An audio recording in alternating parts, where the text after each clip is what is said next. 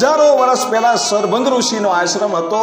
એ સરભંગ ઋષિના ગયા પછી ત્યાં રનાદે કે રંતીદે એવું કંઈક એક રાજાનું નામ હતું. એણે પણ તપસ્યા કરેલી અને મેકરણ દાદા જે હતા એણે પણ 12 વર્ષ સુધી ત્યાં તપસ્યા કરી હતી. મેકરણ દાદા જ્યારે બેઠા હતા આવ્યા એ વખતે ગુરુદત્તનો જે ધોકો હતો એ આકાશમાં ફરતો હતો અને એ ધોકાને જે મેકરણ દાદા છે, દાદા મેકરણ કચ્છની ભૂમિના, આજ પણ આપણે એમના ભજનો સાંભળીએ છીએ.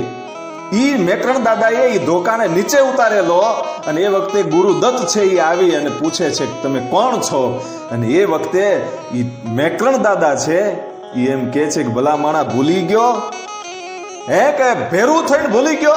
મેકરણ દાદા કહે છે કે કે યાદ કર જે વખતે લંકાના રણાંગણમાં યુદ્ધ થતું હતું અને હું મૂર્છિત થયો હતો. આ દાદા મેકરણ વાત કરે છે કે હું લક્ષ્ય